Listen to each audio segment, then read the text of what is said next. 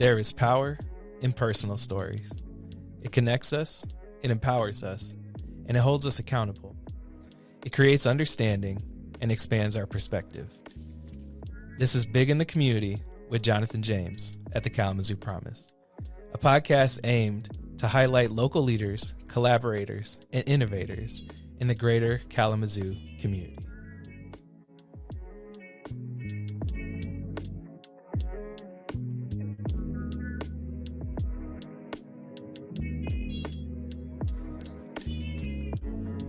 All right, I'm going to go straight into the quote this time.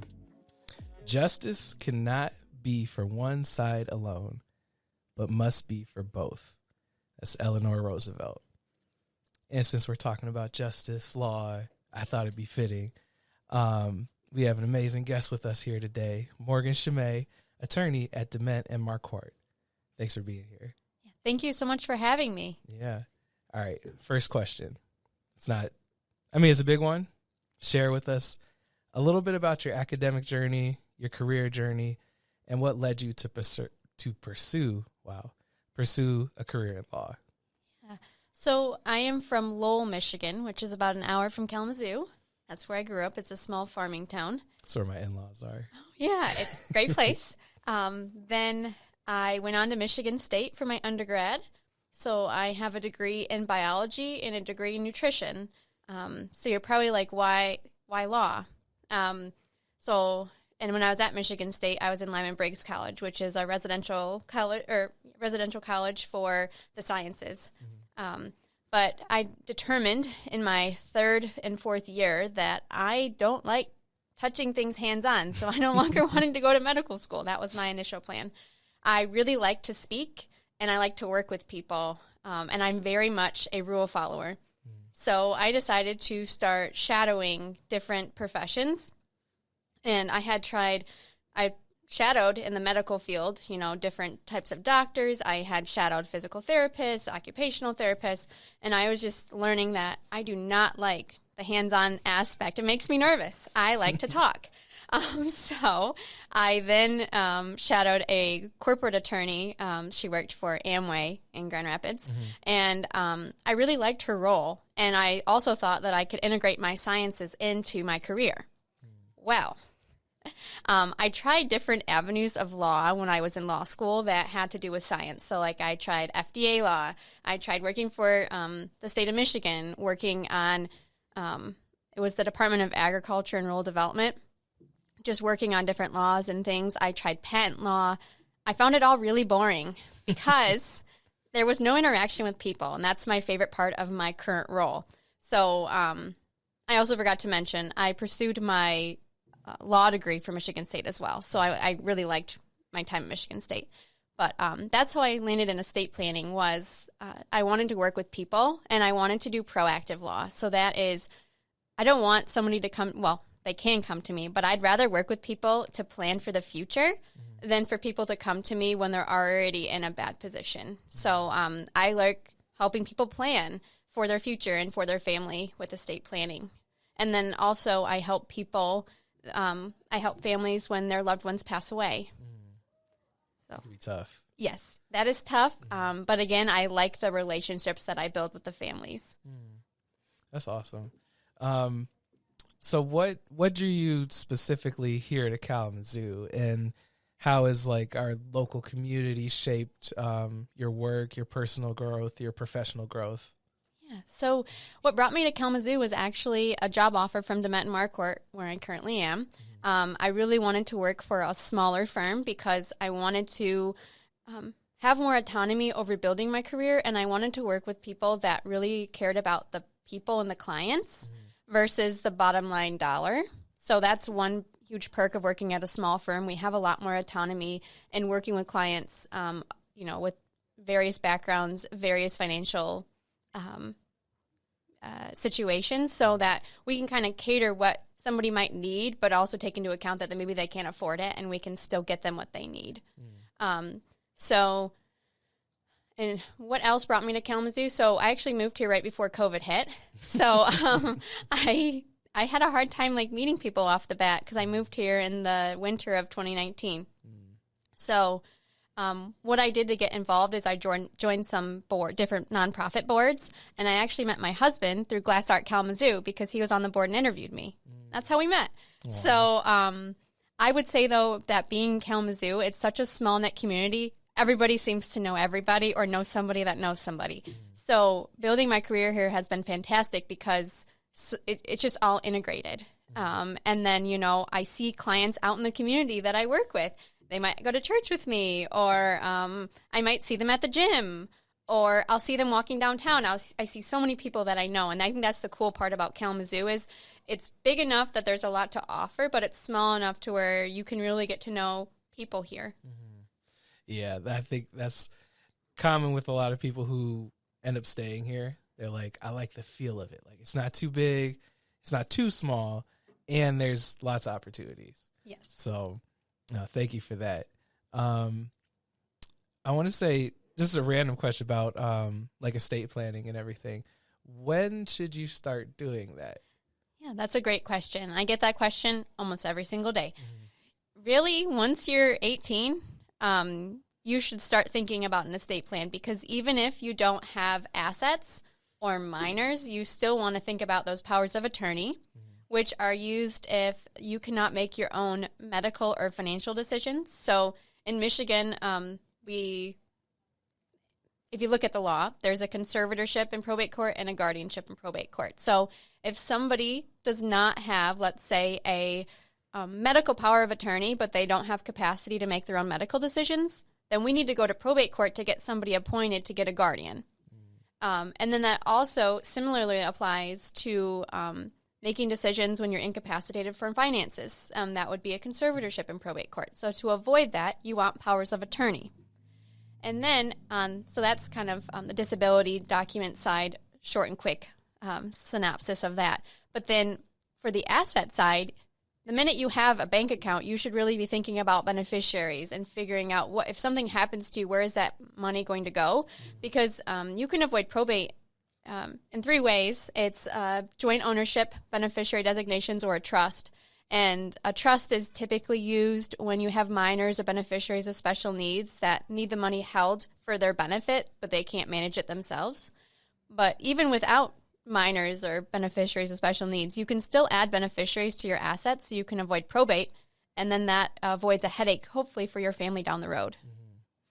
That's a lot. I know I keep seeing like videos on TikTok and stuff that are like, you need to start a trust and you could employ your kids and you can do this or that. Is there, I want to say, is there some truth to those things, or is it kind of like clickbait where like you start following that person and you start, just to get their views up? Yeah, no, that's a great question. There are some attorneys that push a trust for everyone. I do not. I think that it's a great tool for some, especially if you have minors, because you don't want a minor to receive assets outright. Legally, they can only receive up to a certain amount of money. That changes each year with inflation. But for you to be able to control the money for their benefit so that they can't spend it, I'll say frivolously, because when they're younger, they don't know how to manage assets, right? But it gives you more control, if you will, from the grave. But it really protects them, and it avoids a conservatorship in probate court. So a trust is really beneficial for when you have minors or beneficiaries that have special needs that might be receiving benefits from the state of Michigan. We want to preserve what they're receiving. But if you, let's say you're grown, and your children are grown, then you really don't need a trust if you have adult beneficiaries that can receive assets that can manage them. So it just really depends on the situation. I am all about what's simplest for the client, so long as that's what they want. But I try to avoid any unnecessary frustration and complication when they pass away. Okay. It makes sense. Now, I know we both were, I was in Leadership Kalamazoo. You just so happened to also be in Leadership Kalamazoo. It also just happened to be the greatest class of Leadership Greater Kalamazoo in 2024. I don't know why. I keep feeling the need to point that out every once in a while. But we learned a lot about the community challenges in Kalamazoo.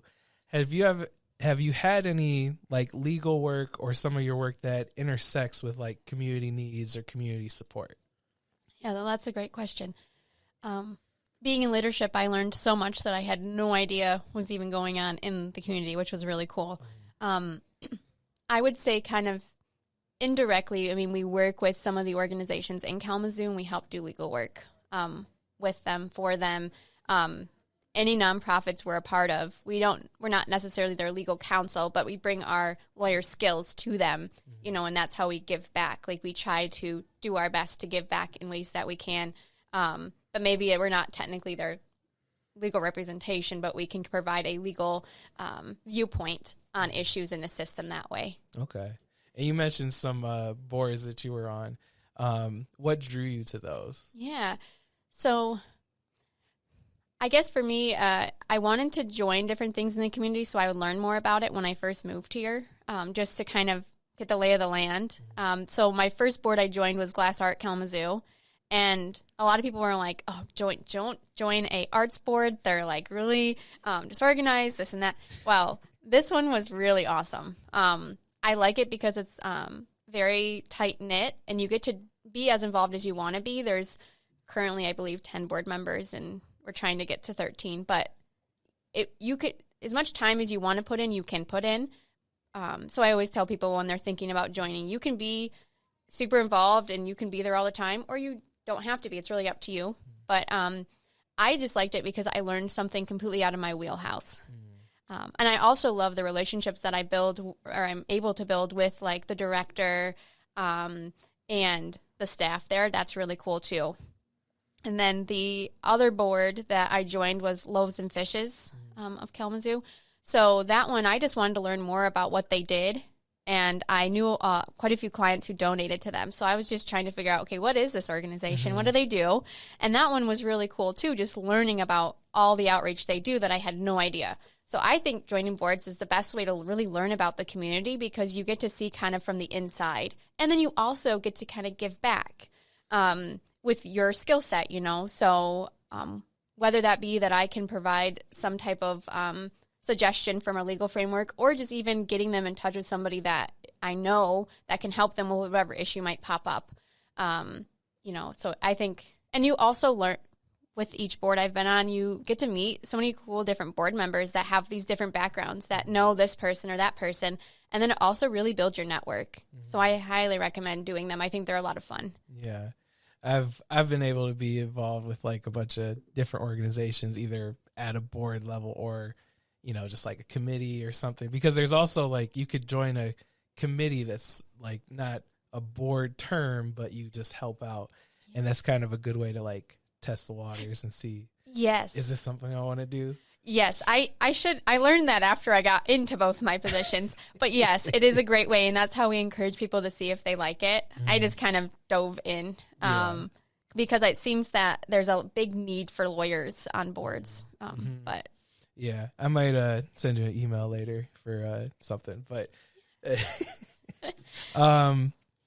in your experience, what legal barriers or maybe access issues are most common for Kalamazoo residents? That's a big question. Yeah. Well, I think there are a lot of lawyers, but there are also not a lot of lawyers. I actually just went to a conference a couple of weeks ago, and there's a lot of legal deserts. I don't necessarily think the city of Kalamazoo is one, but when you get out farther outside of the city, I think they're a little bit harder to come by. I think, though, probably the biggest barrier is cost. And a lot of people fear lawyers because they think that once you meet with them, you're on the clock. You're going to have to pay for essentially every minute you talk to them, which is really sad. I don't like that. I also don't like the stuffiness of, like, you know, kind of the old school image of what a lawyer is. And also, just kind of as a side before I forget, there's not a lot of diversity in law firms either. And there's a really big issue. And we talk about it, like, with our firm, but it's just hard to find good people that you want to join in general. But I think probably the biggest barrier is, like, the cost. And that's why with where I work at Dement Marquardt, we charge, like, a flat fee for our estate plans, and we don't charge hourly for that stuff. And I think that really helps alleviate a lot of the concern for people because we're not going to be charging for every second we're talking to you. But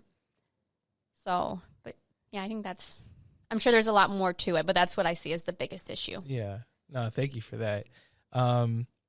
So just a little bit more about that. What is, because we talked about like diversity, what does representation in the legal field mean to you? And how can we create more pathways for, like, say, our Promise Scholars to enter and thrive in the field? Another big question. Yeah, no, I've been at a couple law firms, and that's been a question that's come up. I think it's really like when you initially decide that's something you want to pursue, you go for it and you get to know different people. Like, start talking to people in the community as soon as you can. Like, start maybe shadowing or interning somewhere to kind of get a feel for what it's like. And then when you're in law school or even undergrad, like, I really utilized meeting different people. Like, the one I'm thinking of most is somebody in law school. She was an academic success, like, counselor, if you will, and she helped me really transition figuring out how to do law school, because coming from a science background, it was really hard at first because it was all course pack work pretty much for the sciences, and you study that and you take your test. Where with law school, it's tons of reading and figuring out how to pull out what you actually need. And then learning how to test, because in law school, it was like your grade was based on 1 or 2 exams, which was crazy to me because in the sciences, that's not how it was. But I think getting to know, this person's name was Goldie. She was awesome. She really helped me kind of navigate different things. And anytime that I had a question, whether it was coursework or the bar exam or like trying to find a job, she was so helpful. And then, but I also think, had I found somebody like that I guess I did shadow people when I was an undergrad, but kind of reaching out to those people you meet to help you kind of navigate to get your foot in the door somewhere, because it's really just getting your foot in the door somewhere. I also think it's quite hard because looking for a job, I remember when I graduated law school, the market was a bit saturated, and I think I had reached out to 20 or 30 firms. Just kind of throwing out an email, like, how do you do it, right? But when I got my job, it really came down to knowing somebody who lived in Kalamazoo, who knew somebody who worked at Dement Marquardt, who got me the interview. And I think don't be afraid of the lack of diversity, because I'm trying to think of the most politically correct way to say this, but it's a lot of old white men. And you just got to be bold enough to just kind of go for it. And we're trying to kind of shift that to have more diversity and just different people with different backgrounds and not the same upbringing. I know when I was in law school, it was kind of a lot of the same type of people that came from, how do I say?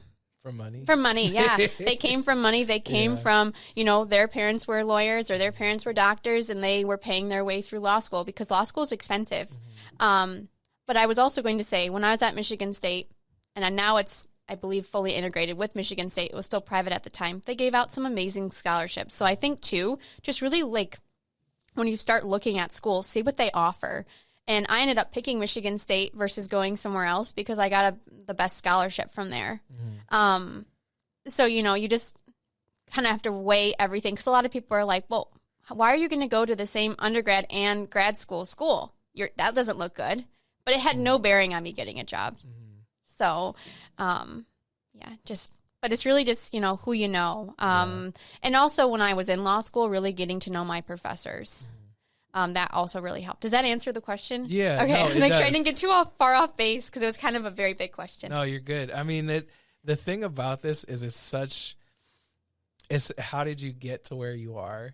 And there's not, like, especially like when you're talking about a field that's dominated by a certain group, how is it that I could see myself in that? Yeah. And just hearing how you made yourself fit in there, I think that answers the question.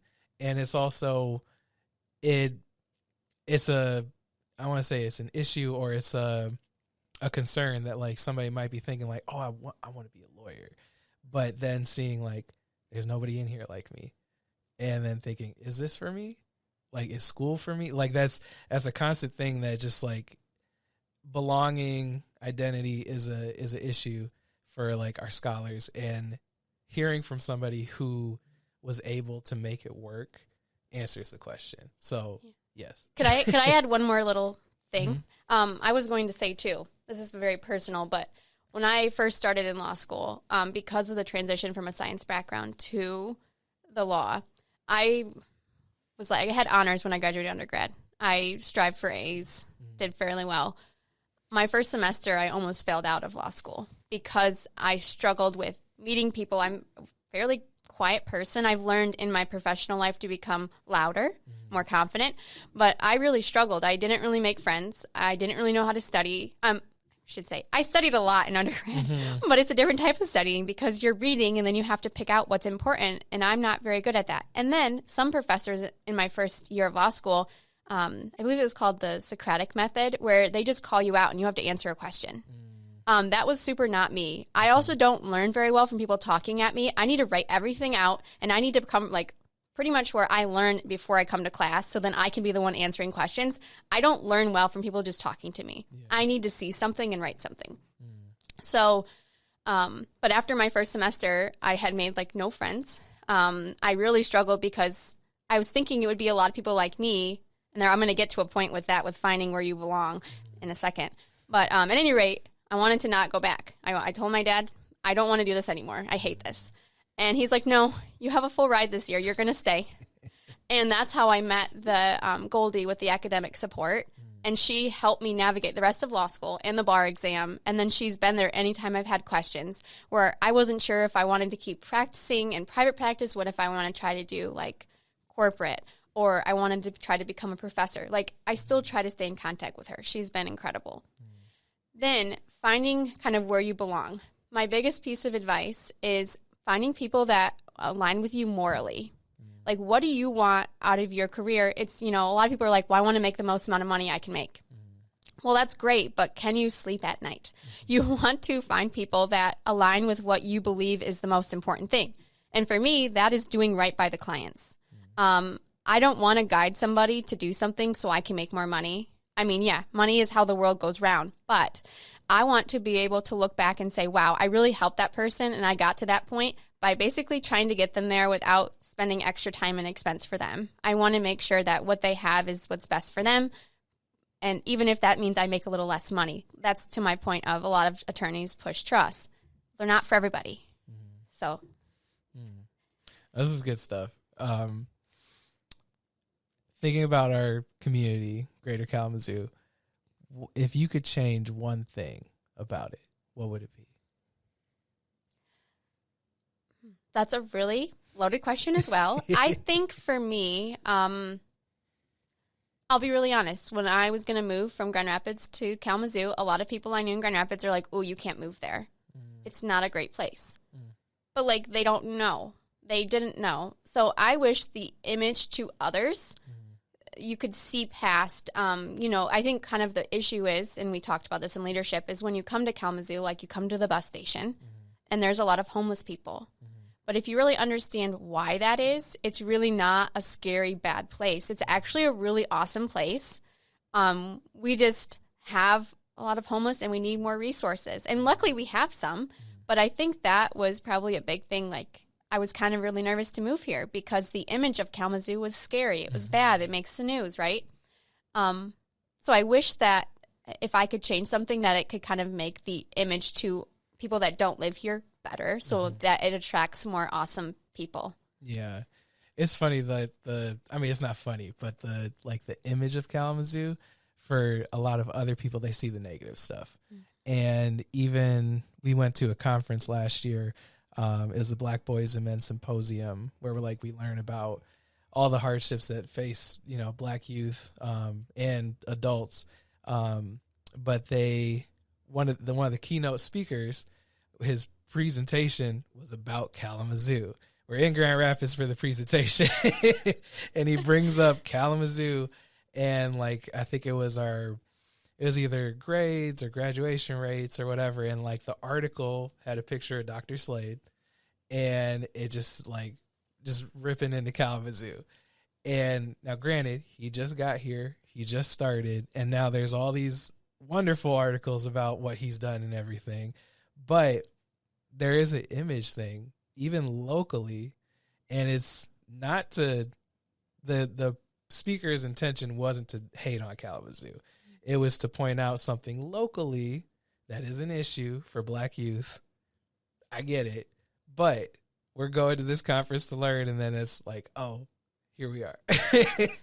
But it is an image thing. It's either the really good stuff like the new K-RISA building that went up, or it's the negative stuff like gun violence or graduation rates or things like that, that when they're negative. Yep. When they're good, cool. They might not get as much coverage, but it's definitely, I don't know, image is a thing, I think, for other cities or people from other places, because they're like, Kalamazoo. Or even like, I don't know, I used to live outside of Jackson, and when I'd say that, they're like, oh, by the prison? Like, that's it. And it's like, yeah, it's really nice out there, but that's what people know it for. So anyway, what are some of your favorite things about living and working in Kalamazoo County? Yeah. Well, as my husband always says, this is supposed to be kind of funny, but everything's pretty close together. So, like, you don't have to go that far to, go to a nice restaurant or go shopping or come downtown. Like, things are somewhat close together. But I think in all reality, my favorite thing about it is how close-knit the community is. Like, so many people know me. So many people know my husband. They'll ask questions. And I've only been here for 5 years. And part of it was COVID. Mm-hmm. So I think my favorite thing is that I also think we do have some wonderful places, like wonderful nonprofits. We have wonderful restaurants. I think there are so many wonderful things about it. So that's kind of my 10 cents on Kalamazoo quick. No, that's good. I've been here since second grade. So, and I've been here through COVID. And I think if you got here right before that and you went through COVID and you stayed, COVID was tough for me. I was like, this is awful. I mean, granted, we were in an apartment at the time, and it just felt like there's nowhere to go. Yeah.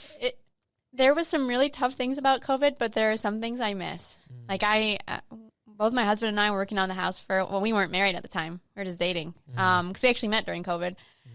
So that was, I think, great. I saw a lot of my family because we all tried to, my immediate family, we tried to get together as much as we could because we didn't want to be living alone. So, I went and stayed with my parents for a couple months. But there were a lot of tough, scary things. Like, I didn't know if I was going to have a job coming out of it, like, who knows? But, yeah, I think I also, with Kalamazoo, I love the diversity and what it offers. Like, there are so many organizations. If you want to do something with art, there's so many different things you can, go and explore.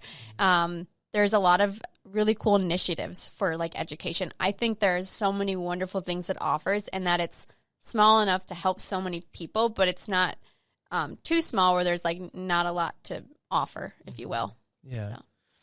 So. Let's see. What do I want to ask next that you haven't already answered? Was there a moment in your professional career, or like maybe a case or something, that left a lasting impact on you? Many. I have a lot of great stories. Mm-hmm. I think, though, I have one that really stands out. So I had started out at Dement Marquardt. I had went to a larger firm because I thought it would provide more opportunity, and in some ways it did. But I was put on a case that I did not agree with. Because I didn't have the autonomy that I talk about that I love. So I was a boomerang employee of Dement Marquardt. So I started there, went to a larger firm, and they graciously took me back a couple years ago. It was a litigation case, and I was told to do something in a certain manner that was not morally aligned with myself. And I lost a lot of sleep, did not eat.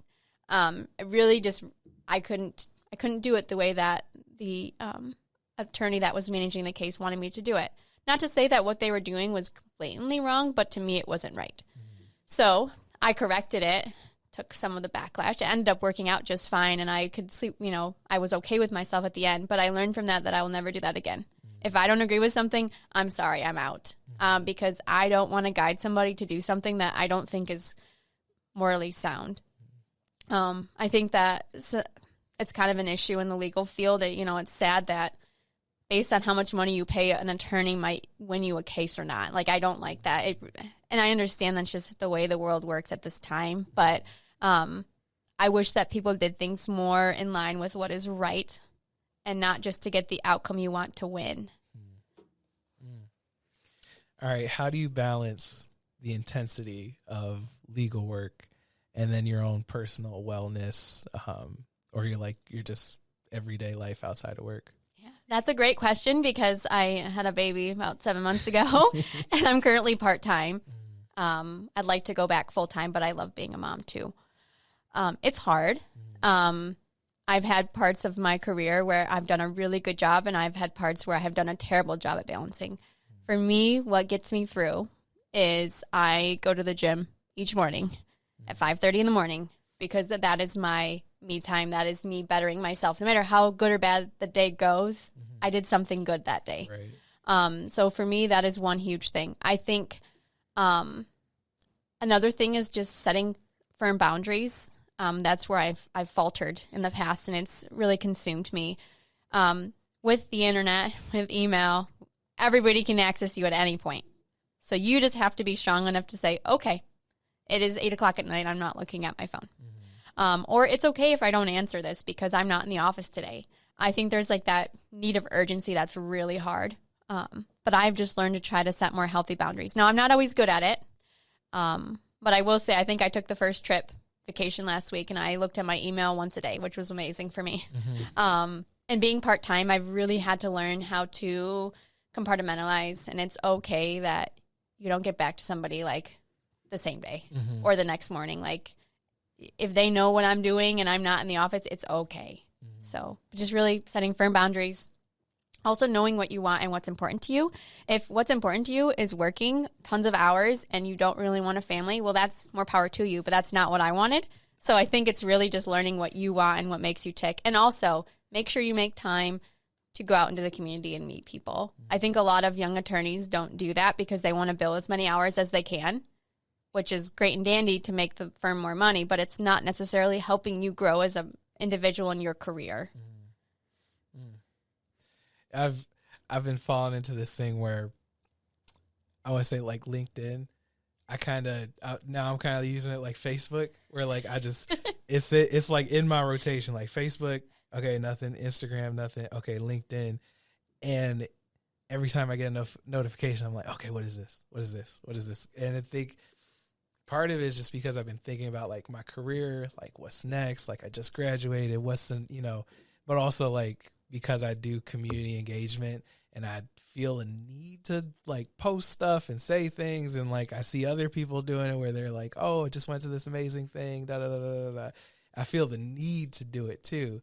And I feel like I have to check myself sometimes where I'm like, okay, don't, you're not working. This is work. And you're treating it like it's like just regular social media, but also that's not good to use too much of. So I'm taking notes at what you're saying because I've been falling into that just because of like, I don't know, just feeling the need of like, okay, what's next? Yeah. What's next? I got to do more for my family. What's next? Yeah. So. Oh, I fall into that a lot. For me lately, I've just said, okay, no phone, books right here. I'm going to read my book when I have that. How do you read like physical book? I like physical books. Okay. I like romance novels. Okay. So that is one thing that I do as kind of my escape. My other thing is cooking meals. Like I just, instead of scrolling, I try to go and look for recipes. Okay. Because I find myself, and my husband asked me a couple of days ago, I still do it. I'm preaching that I don't. I do. Where you're scrolling. And he's like, why did you open that app? Why are you scrolling? I said, I have no idea. I'm just sitting here not sure what to do with myself, I guess. So I think, yeah. But I like physical books. Now, my sister-in-law, I was just on vacation last week. She likes to read her books on her phone. I just don't get the same like good feeling when you finish a book when I read it digitally versus paper. When you read, are you able to read with your baby? Oh, that's a great question. Oh, when she contact naps, yes. Okay. Otherwise, no. So I read a lot of children's books to her. Okay. That's been one of the hardest things with being part-time is like when I'm with her, do I check my email? Like, it's really hard for me not to open my email because that is the me before her was always checking things, getting back to people within 24 hours, you know? So it's been a very interesting learning curve for me with that. And then sometimes, though, if she's independently playing, it's okay, right? But it's kind of that guilt. So that's why instead, like, if we're just playing and she falls asleep on me, my book's there versus my phone. Okay. Because my wife's been getting me into romance novels and stuff. I've been reading them with her. But I have to do audio, like one earbud, while I can still do stuff. Like I'm doing the dishes or I'm playing with the kids or something. But even with that, like I'm half listening to it. And like I started reading a physical book and I got through like the first 2 chapters and it's been sitting there for like over a week. And I was just curious because I was like, how do you do it? It ebbs and flows. It definitely ebbs and flows. And then it's also like that hour of peace when she goes to sleep before me. I don't want to say it's the hour of quiet. It's do my husband and I chit chat and clean the house, or do we read? Right. You know, it's like trying to find a balance. Okay, that was personal. That has nothing to do with the podcast. I mean, it does, but it doesn't. What advice would you give to students or young professionals who are interested in pursuing law? Yeah, I would say I would reach out to somebody that you might know at a law firm, or reach out to me or anybody that you might know to see what it's actually like, because when you are in school, you're in a vacuum. The cases I read in law school, some were gray, but many were black and white. That's not the reality of what it is in practice. There's always there's gray lines you have to look at all the time. And then also, instead of maybe following, because the law is not clear a lot of the time, what are creative ways you can get to the solution or get to the point where the client wants for the end result, but like a creative solution to find it that might not be this perfect straight line. But I would say to learn, to see if you even like practicing law, because it's quite different than it is in school, is go and meet people, talk to them, see if you can shadow a day or intern for a summer, because then I think you'll get the best taste of what it's actually like. And maybe try a couple of different people, because lawyers are not one size fits all. There are so many different types of lawyers, and you might find one and you're like, oh, I really didn't like that. Maybe try it again. Or maybe you find one you really like, but then you try another you don't like. Because each firm has its own culture and environment, and that really plays a huge role in how enjoyable your job is. Okay. How can community members learn more about your firm, and how can they get in touch with you? Yeah, so I would recommend going to our website. It's Dement Marquardt. If you put it in Google, it'll come up. There you'll kind of see what we do. And if you want to talk to myself, my contact information is on there. But I will also just provide my email here. It's Morgan at Dement and Marquardt, all spelled out. So DEMENT and AND Marquardt. MARQUARDT.com. And I'm happy to answer questions or see if you can come in for a day or anything like that. I'm also happy to provide guidance or answer questions about my schooling. Like if you're looking at schools, or we actually have somebody in our office who's taking the LSAT tomorrow. Shout out to Emma for that. Wish her the best of luck. But, we have people there that are younger that have been in these, I've been graduated for a little over 5 years, but we have different people in different places in like their career timeline, if you will. So any of us would be happy to talk to you. That's awesome. Okay, so I asked you a lot of questions. This is a time where if you have any questions, you can ask them. Okay. And I say us because the producer can hop on the microphone too. Yeah. So, and I will say I know a little bit about the premise, but I don't know, everything about it. Do you guys offer to students do you connect students with people in the community? I think you do this, but you connect students that might be interested in something with different places? Yeah, so I want to say that's more of our Elevate team and our Reconnection team, and also I can do that as well. But if there is a student who's like, I'm interested in, I don't know, welding, like we'll find somebody that could get them connected. Because we have a team of like 30 plus people, right? Okay. Our team's growing, but it's grown into whatever gap there is, we kind of fill it. So we have people that can make those connections. If I don't know who it is, I'll find the person on the team that does, or we can do some research and find who it is and make the connection for them. Elevate is really, it's like a cohort of students. They provide wraparound services for the students. It's really identifying what is it that's keeping a scholar from going to school, and let's address that. Yeah. Or do you not know what you want to do? Let's figure it out together.